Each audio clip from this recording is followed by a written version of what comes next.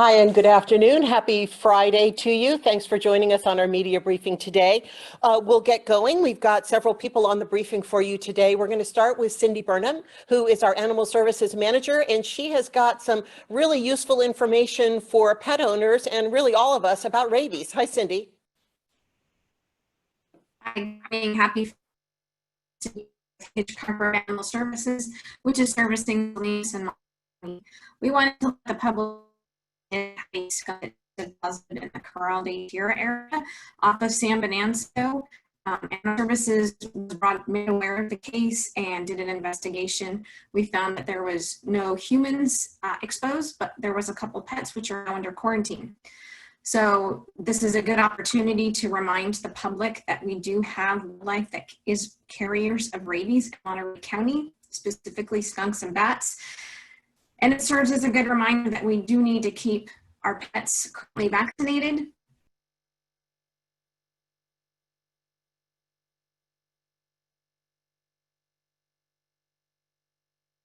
Cindy, I think we have lost you. You had some audio problems. Can you hear us?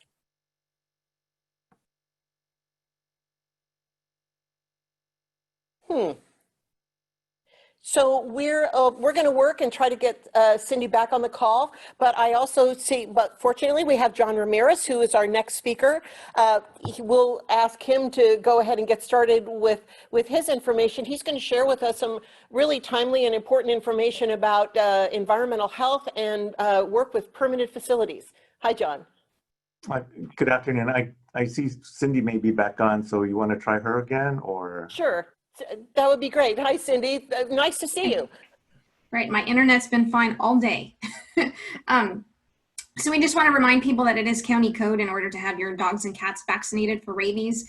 We also want to remind folks to avoid leaving your pets out unsupervised. Don't leave pet food out.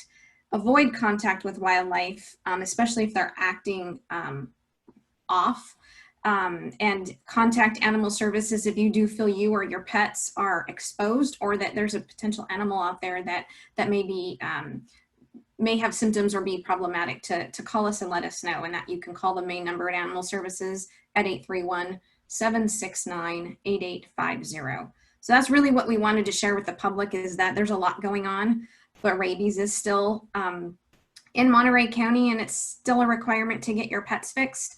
We do suggest people contact your vet to determine what services they're providing. All vets are different. They're all doing different things. And so give them a call to find out what their current protocols are.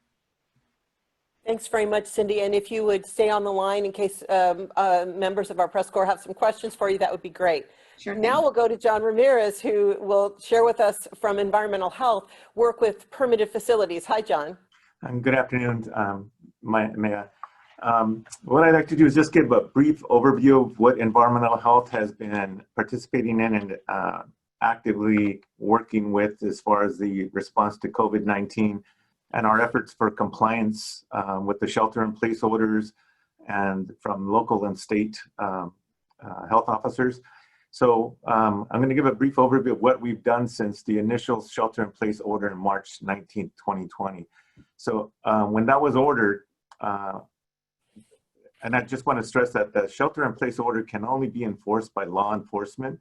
So our response has been enforcing or following up with the shelter-in-place guidance and the following health orders with our regulated facilities, because we have authority under the Monterey County Code as permitted facilities to regulate these operations.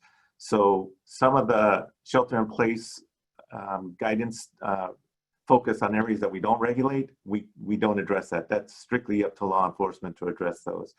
But the shelter-in-place order, which initiated our efforts to work with businesses under our authority, and in particular, we stress food facility operations, because those were the facilities that were going to have the largest contact with the public at any one time. So the initial shelter-in-place order also had limitations on takeout and food pickup services only, and removing in-dine services. So we also wanted to make sure that they were stressing social distancing and wearing the face coverings. At that time, we dispatched about 35 environmental health specialists to conduct site visits of about 1,200 brick and mortar food facilities for these compliance visits. Our goal was then and continues to be to provide outreach and education to these operations.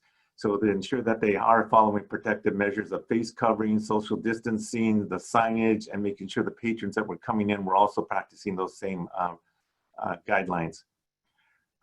Following up on that, on April 30th, the health officer issued a order to wear face coverings, and we were also actively responding to public and employee concerns over the non-compliance issues at our regulated facilities. We also had complaints that were not associated with our regulated facilities, but again, those would have to be enforced by law enforcement. So we deferred them to law enforcement to follow up or take any action as deemed necessary. But we did provide the public with information as far as what they could do as far as their own protective measures and frequenting any of these businesses that were not practicing safe practices. My directive to staff at that time was to continue our outreach and education efforts as we've done before, with emphasis on ensuring compliance at all of our regulated facilities, and especially with the food facilities, again, because of the highest level of interaction with the public at these operations. On May 8th, the governor outlined a process for businesses to enter stage 2, allowing additional business operations to open through an attestation process to ensure safe measures would be in place. We worked with our health officer in helping set some guidelines for those attestations. And we again sent out our staff to verify compliance with these regulated facilities. They submitted an attestation and we wanted to make sure that they were following those guidelines in that attestation that they supplied. Just as a FYI, in addition to our food operations, our regulated facilities include auto repair shops, auto body repair facilities, fuel operations, gas stations, farm fueling operations, agricultural operations, chemical storage sites, pools and spas, hotels and motels, and that's just naming a few.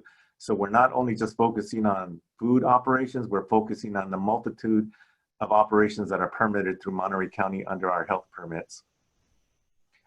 So recently, as July 7th, that we received a order from the state public health officer to Monterey County, which once again restricts dine-in services at restaurants, limiting only to outside dining, with restrictions also to wineries, bars, and tasting rooms, and family entertainment centers, and movie theaters, and other identified businesses where food may be served under our local jurisdiction as permitted facilities.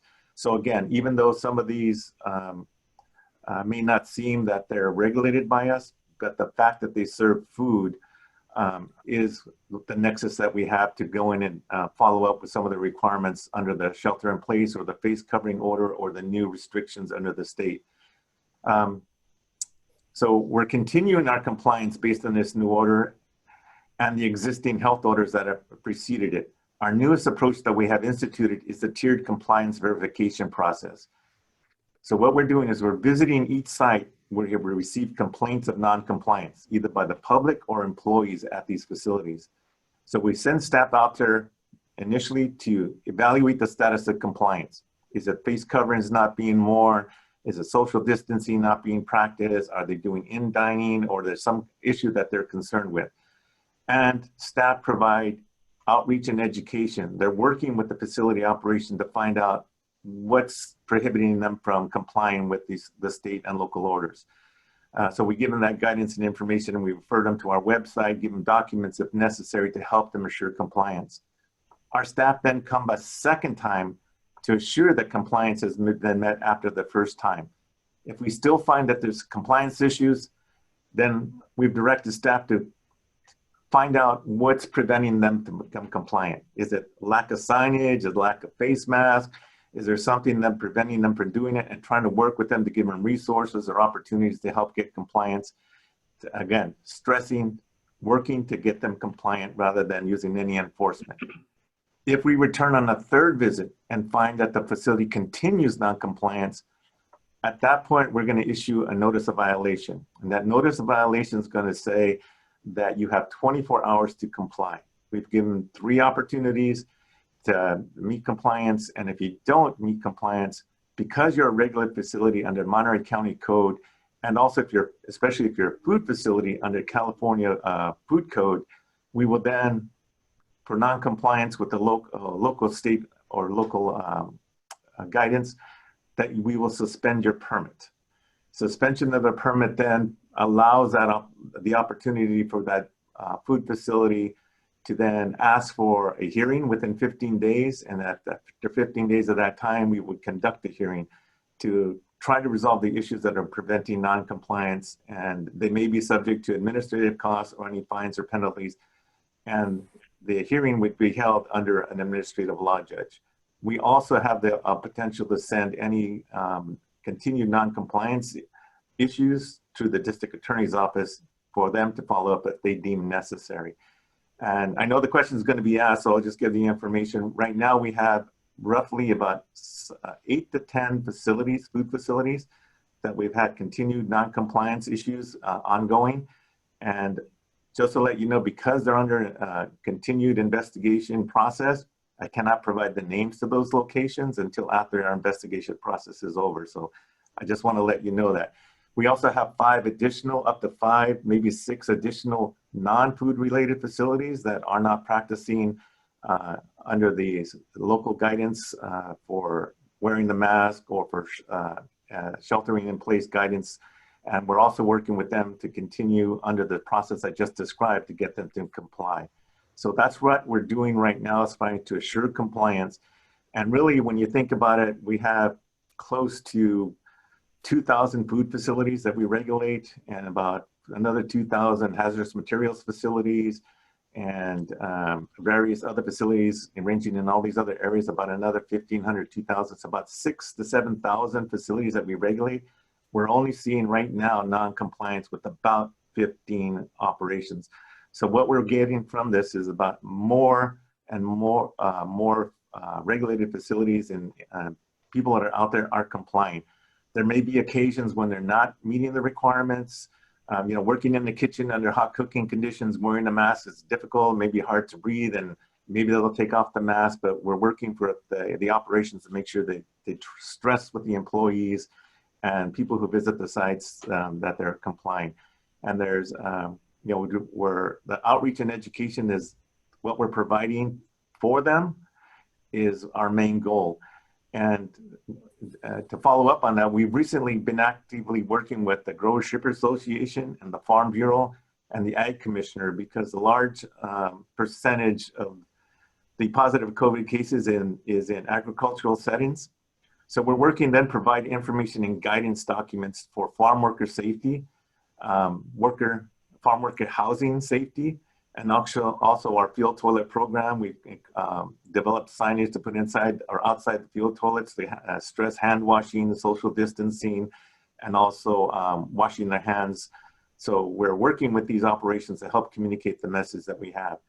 We've also been working with the Salinas Unified Business Association in their development of Spanish language videos to assist Spanish language businesses to understand and work towards compliance.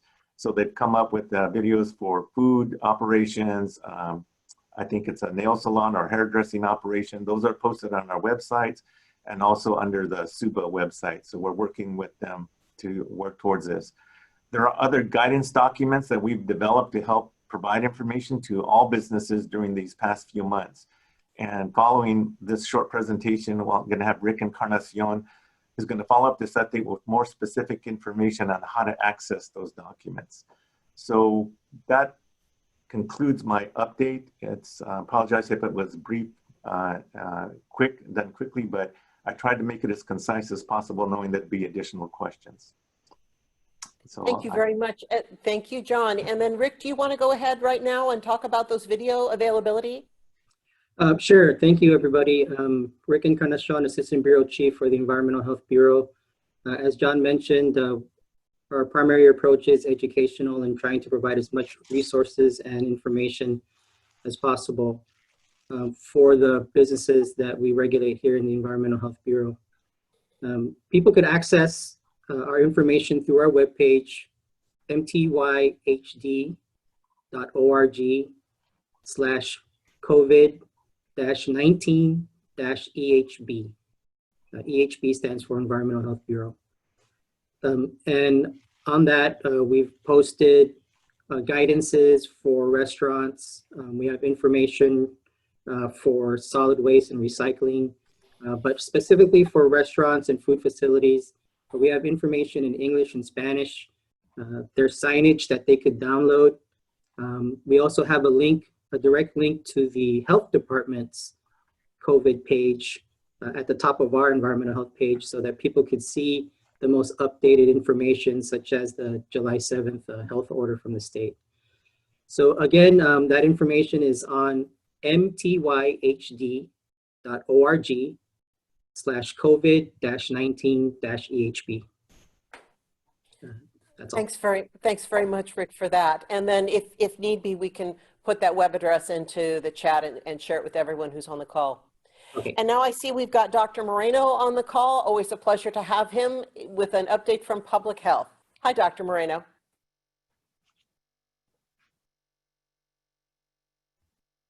Hey, good morning. Good afternoon, Maya. So hello, everyone. Public Health just want to let everyone know that we are still tracking the following along the state's indicators and thresholds, and those indicators are calculated by the state, not by the Monterey County Health Department. And we have been, as you know, we've been on the monitoring list, and we exceeded 3 days for at least one indicator, and as a result, state health officer issued a state health officer order in effect here in Monterey County with the intent of closing indoor activities that pose a higher risk for community-acquired spread of and community-acquired COVID-19. And so that's in the May has previously released the information about that, and that's on our website. We continue to monitor the indicators, and as of today's California Department of Public Health website shows that Monterey County is still exceeding the state's threshold for a 14-day incidence rate, but that we are no longer exceeding the thresholds for hospital rates and test positivity. So those rates, those indicators can go up and down, but right now we haven't seen any significant decrease trend in the incidence rate, and that's again consistent with a pandemic as we move further along the exponential curve of increasing transmission and increased number of cases on a day-to-day basis. So we're still there, and I don't know that whether there's going to be any change in the current trend of being consistently over that, exceeding that threshold on the state's indicator. In terms of new information on the data, I can add at this point is that unfortunately we have another death, so we have reported today a total of 18 deaths, and this was an adult who has the underlying medical conditions that we know puts individuals at risk for severe complications of COVID-19, as well as increases individuals' risk for death. And then just we continue to see a disproportionate amount of COVID-19 in the Latino community and ag working community as well. And I think we've been described some of the things that we've been county has done in collaborating with between departments and other organizations to try to get education, outreach and education to those highly impacted communities to try to continue to promote and encourage activities that individuals, families can do, employers can do to try to minimize the risk of exposure to COVID-19. So I'll go ahead and stop there, Maya. Thanks very much, Dr. Moreno. We'll go ahead then and get started with the questions that we've got. Our first question in chat was not related to a topic we had on the briefing today, but the responses are in chat, and I'll let those who are interested in this particular topic, work with those responses, and then we'll go on to questions for people that we have here on the call. I've got a question for John Ramirez or Rick. How many incidents of violation has environmental health issued? So as I noted that our new process is started after the state order for the new guidance as far as closing some of these operations, and we have been receiving complaints. So my directive to staff began on July 9th. So we're in the process now of doing the site visits and following the process I described. So potentially, if any of these businesses do not comply, we would issue violation notices probably as early as next week. But again, our goal is to try to get compliance. It's not to issue violation notices and go through the process. We're stressing the businesses to work with us to make sure that they're helping us protect public health and safety. And would that, the same reporters asking about suspending any permits, would that be a similar response that you're working now for compliance first? Right, as I noted, if they were issued a violation notice and they failed to comply within 24 hours, we would suspend the permit, and then they would have 15 days to ask for a hearing, and then we'd go on through that hearing process. So again, that's tied into whether they refuse to comply. All right, and then another question for you. Are you able to say what city or area the 8 to 10 food facilities are that you discussed having continued non-compliance problems? I have the list, but I don't have it in front of me, but I'm sure they cover Salinas and maybe some on the peninsula. I don't have the list in front of me right now. Okay.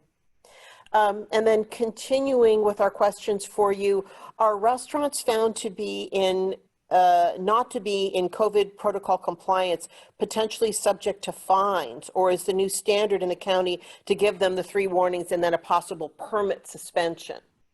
So what will happen is that we're doing site visits. We're not actually doing inspections. We're doing site visits for compliance.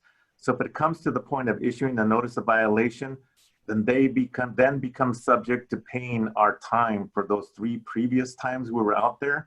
So it could accumulate to 3 or 4 hours time that we were going back and forth to try to get them compliance.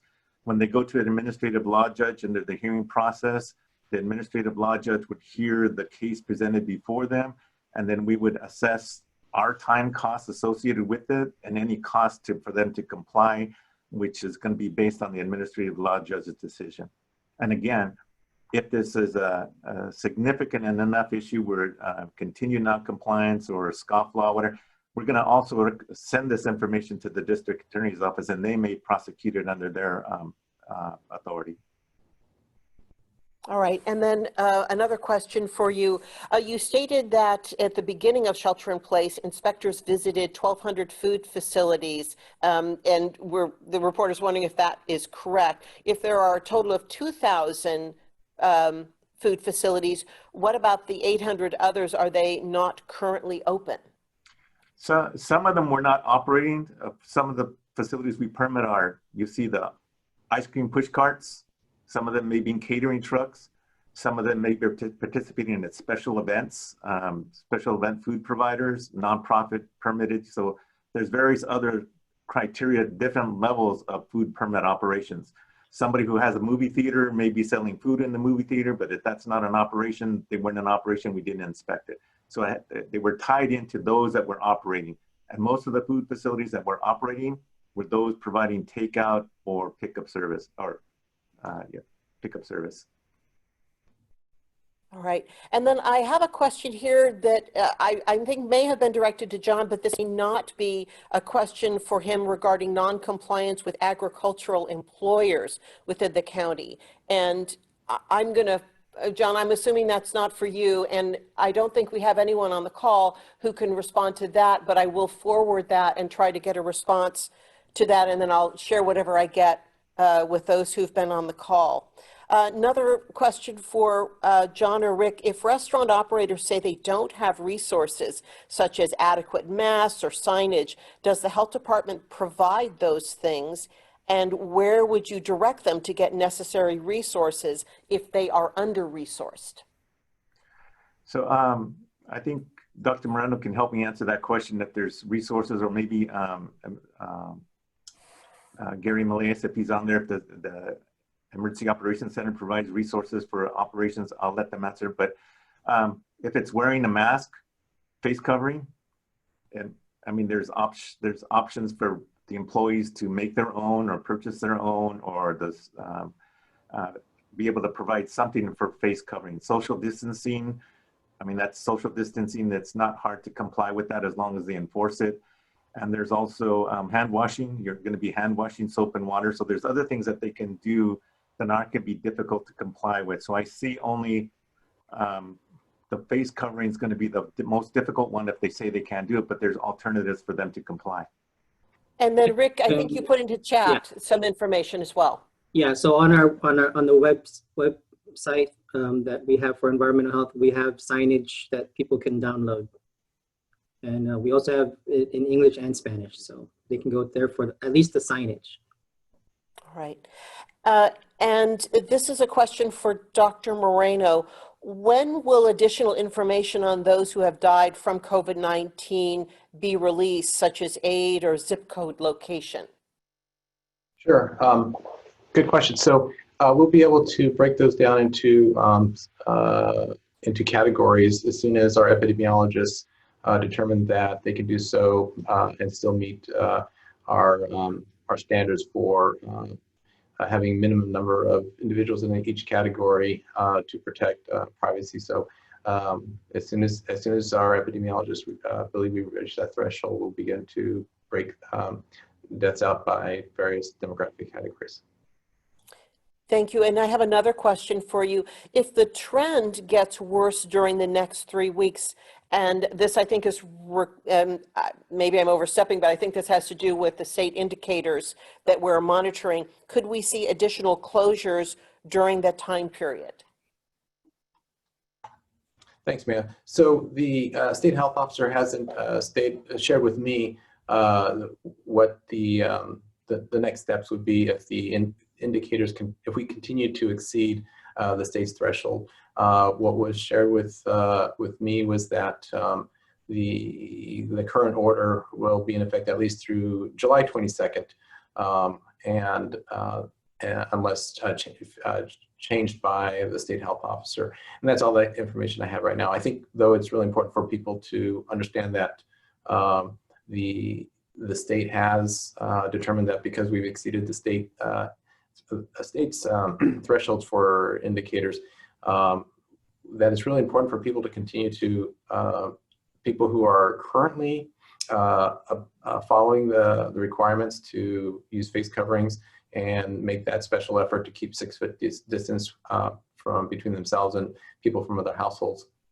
I think people should continue to do that. I just want to express to those individuals a tremendous amount of thanks for doing what you can to slow the spread of COVID-19 in Monterey County. Encourage you to not get discouraged. The effort you're making is working.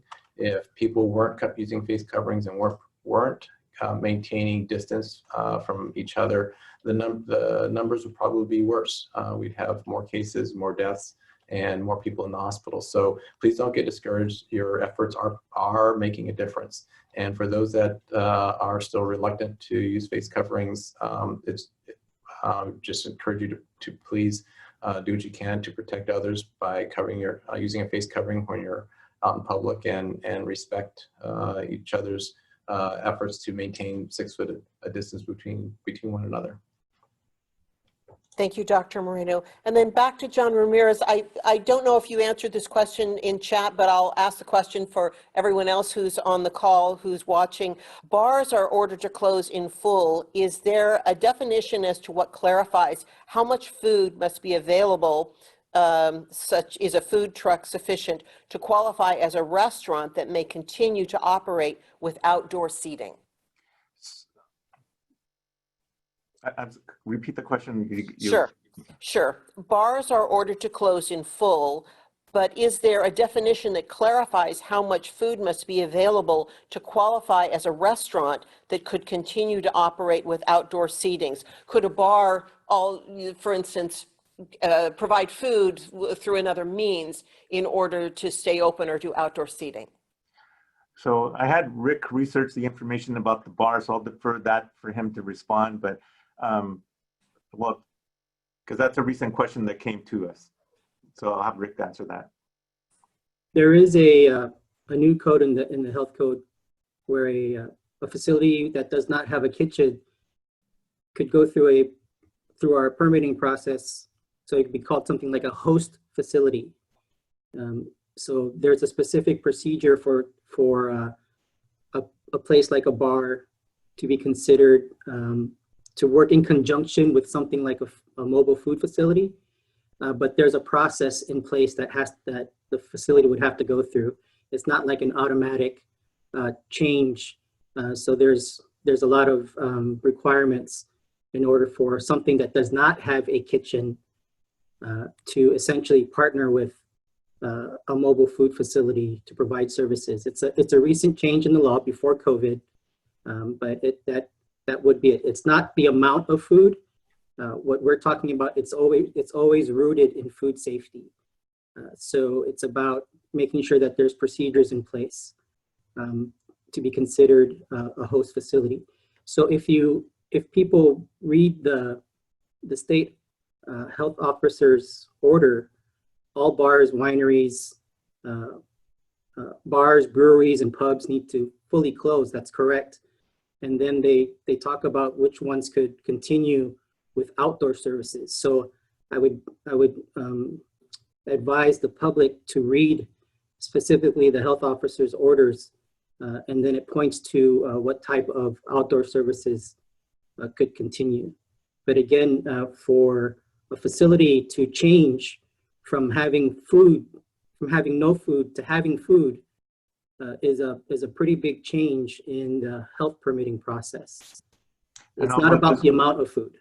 And also just providing food to eat while they're serving alcohol is not a condition where they can serve outside. So they have to sell food.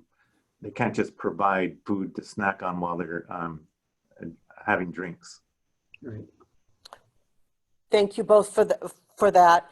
A question for Dr. Moreno now. Does the county have to meet all state metrics before starting the three-week period? And what is that period, and is that period restarted when and if the county exceeds even a single metric? I hope I asked that question correctly. Yeah, so the state health officer order doesn't stipulate what requirements need to be made to modify, extend, or rescind the order. And so we'll need to continue to meet with the state health officer and her leadership team, Monterey County Public Health, as well as other public health departments from similarly impacted counties. Continue to meet on, as we have been for some time now, to just have continued discussions about the data, the trends, and the use of the indicators and thresholds for policy and decision making moving forward. This is, as everyone probably is very well aware of, because you're observing it, and because I mentioned this from time to time, the pandemic is an evolving and changing situation. And so there are certain things that we can't there's definitely things we can't predict.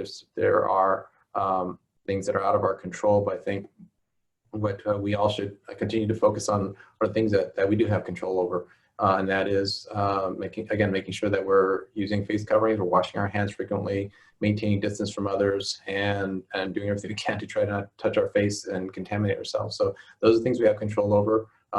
And the other would be when a business is permitted to operate certain activities, that the business owners and the management do everything they can to try to follow that guidance as best they can to prevent exposures in the workplace, and customers should follow the direction of the businesses to use face coverings when appropriate, and to wash their hands and keep their distance in businesses and work site settings. So those are things that we do have control over, and we need to continue to make an effort to follow those infection prevention strategies. Thank you, Dr. Moreno. Another question for you. Will retail businesses in the county be the next in line to be shut down their indoor operations again anytime soon? I don't have any information about that. All right. Another question for you. Do you know an update of people infected with COVID-19 at the Monterey County Jail? Actually, I don't have any information right now, but I do know that our epidemiologists are working, have been working with jail leadership and jail staff for some time, and we'll continue to work with them. But I don't have any information on the status of the jail at this time. Thank you. And for it would be the Sheriff's Department who might have the latest information if you want to contact them on this particular one. So that is all the questions I have on chat. I don't see any hands raised. Are there any final questions for for any of our? As soon as I say final questions, someone is always quick. This might be for Dr. Moreno. Is the county working with CTF of the Salinas Valley Prison for COVID prevention? Yeah, I can, sure, good question. So we have had a meeting with the leadership, with the executive team and the medical team at the facility, talking about COVID prevention and communication, notification processes. So we have had the meetings. And we are also, I am, and some of my team members are also participating in, these are weekly calls with California Department of Public Health and on occasion with CDCR, the California Department of Corrections and Rehabilitation, on the status of COVID-19 in the CDCR prison system. And how important it is for us to continue to work together in terms of preventing spread of COVID-19, preventing introduction of COVID-19 into those facilities, trying to continue to prevent spread of COVID-19 in the workforce and among the inmates and residents of those facilities, and also making sure that we continue to maintain good communication between the facilities and hospitals for those occasions when an inmate needs a higher level of care if they become sick with COVID-19 and have to be taken to a hospital. So those conversations, thank you for the question. We've had those conversations, we continue to have those conversations because that's also an important population that is a congregate living setting.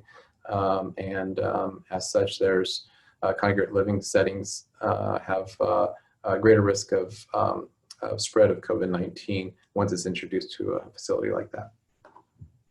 Thank you, Dr. Moreno. All right, any last questions before we end our briefing? I see no questions.